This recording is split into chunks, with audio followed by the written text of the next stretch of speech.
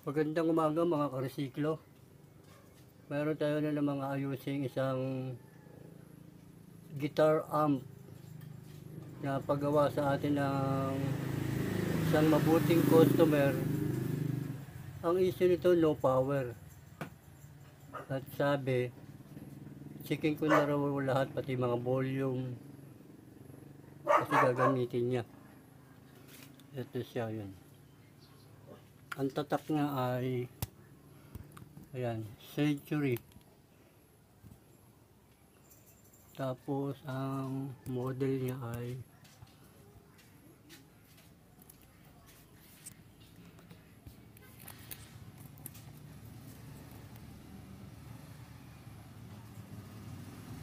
NS15B. Yan yung ano niya, yan yung model niya. 15 watts.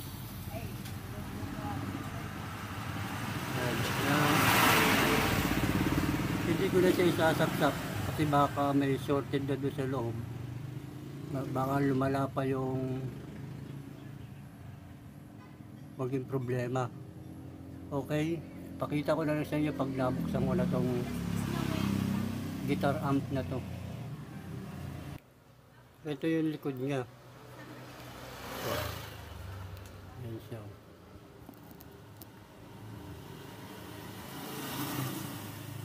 Yan ang forma niya. Okay, buksan ko na para makita na natin kung ano naging problema nito.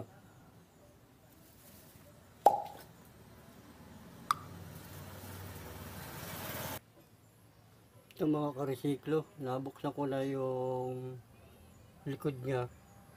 Ang ano lang speaker niya ay 4 ohms. Yan ang ano lang ano niya.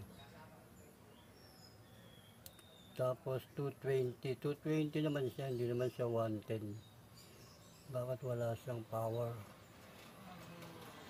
Wala naman lagot yung wire.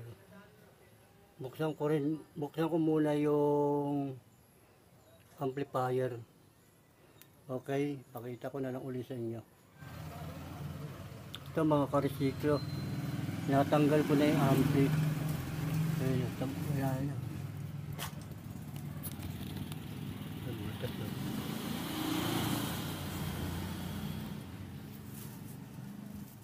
Ito na siya.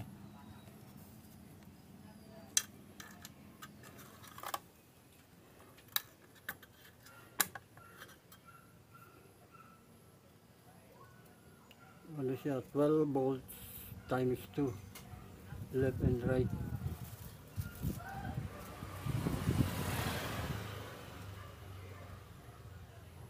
Bakit kaya wala siyang power? Okay, tingin ko muna.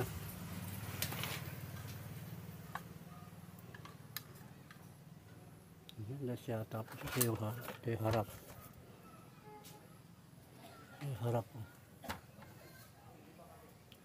Harap ng speaker.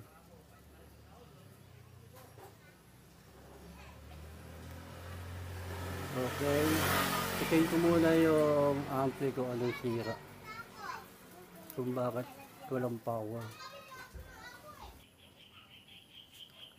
Ito mga karesiklo, nabaklas ko na yung board. Ito yung ampli niya. Wala naman akong nakikitang sira.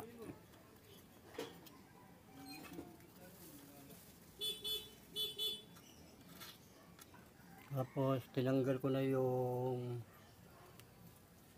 takip ng speaker para malinisan. Tas para maging bumalik sa dating pintab na to. Tapos pipinturahan natin. First coating na pintura para mabuhay lang yung kulay niya uli. Ito.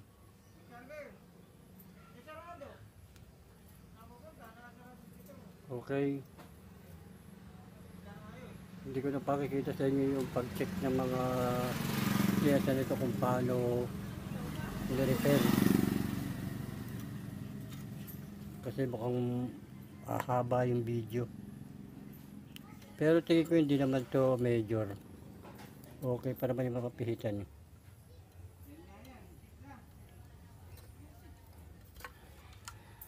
Hihinangin ko lang siya, tapos baka may nag-lost contact lang dito eh. Okay, pakita ko na lang ulit sa inyo pag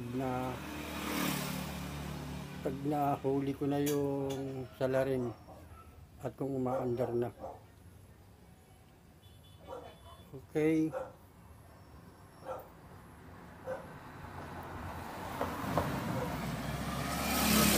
Ito na mga karesiklo.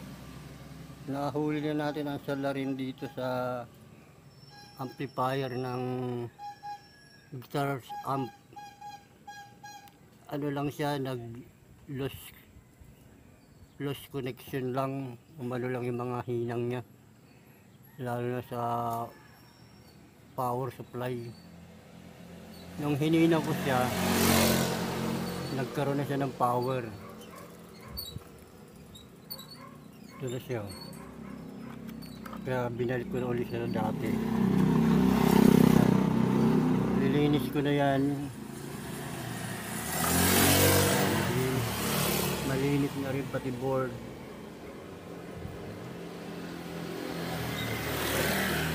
Pati nilinis ko na rin yung speaker, yung box niya, pininturahan ko na rin. Ano siya, makintab na. Ano. Pati yung harap. Ano.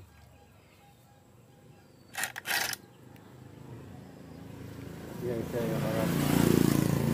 Kaya gagawin natin, testing muna natin bago natin ikabit, ibalik sa box nya yung ampli. Okay, isa-set up ko lang siya. Ito mga karesiklo, nalagyan na natin siya ng input. Subukan natin siya. Ayan siya, nag-power na siya, sinaksak ko na. So, tignan natin kung magkakasounds na ba siya.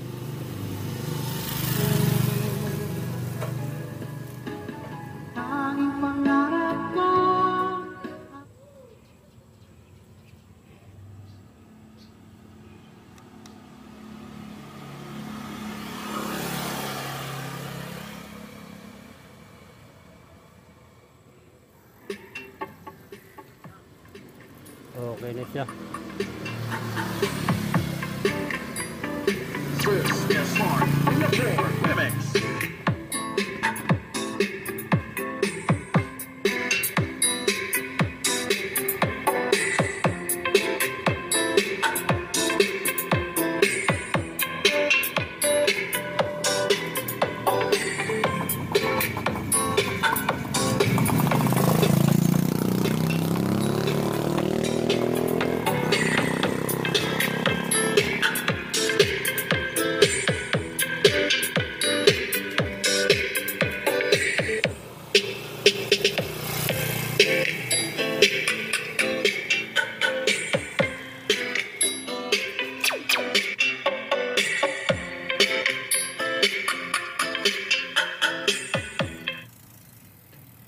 Yan na po siya.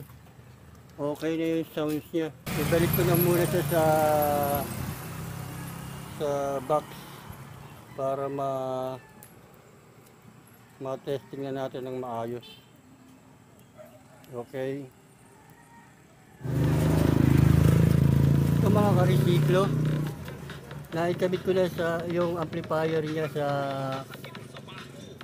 sa box niya. Yan o. Hindi ko pa nakakabit yung takip niya at saka yung takip sa likod. Ito. Yan yung speaker niya. Yan. Hindi ko pa nakakabit yung takip din sa likod. Sinusubukan ko muna siya kung okay pa yung sounds niya. Okay, lakasan natin ng konti.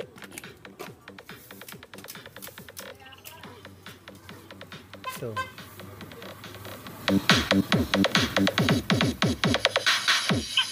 gamit lang natin.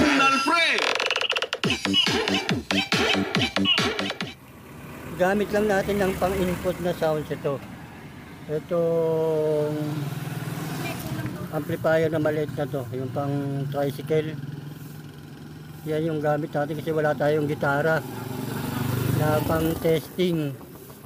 Kaya inimputan ko sa nitong amplifier para tumugtog lang. Okay? Sounds muna tayo.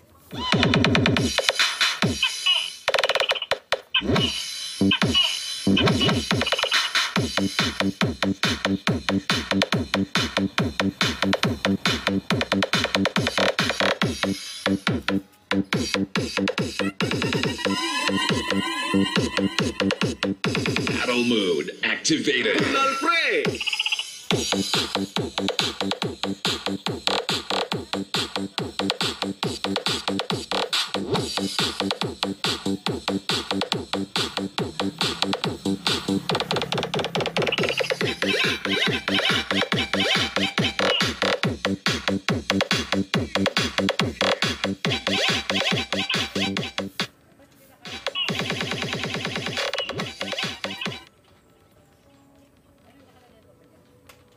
Okay mga karesiklo.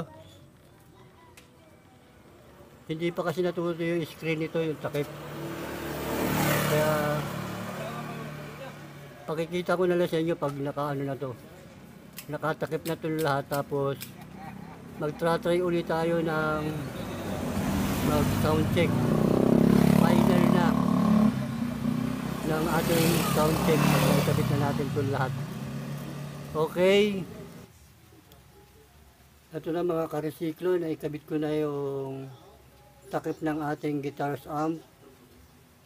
Yan sa harap, pati sa likod. Ito sa likod. Yan, ito sa likod. Ayan na siya. Ayan yung forma na ng likod. Okay, doon sa may pintura na rin. Dito tayo sa harap.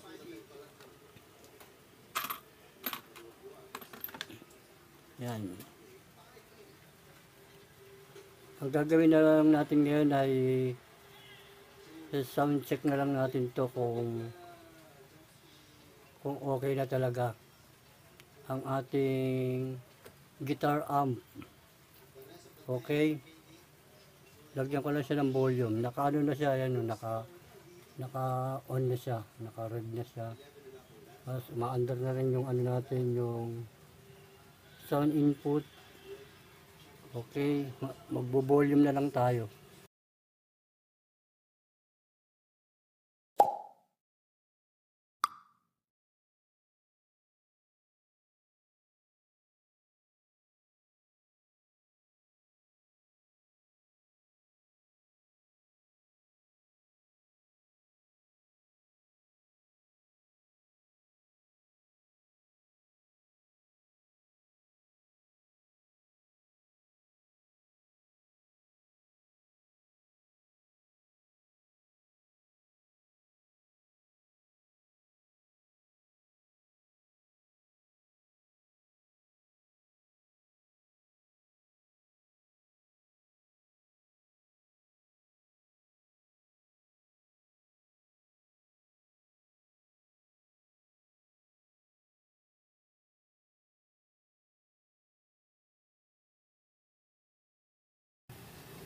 Okay na siya.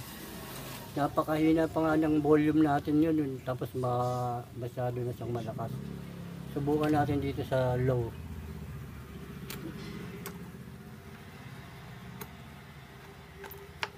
Yan. Opo.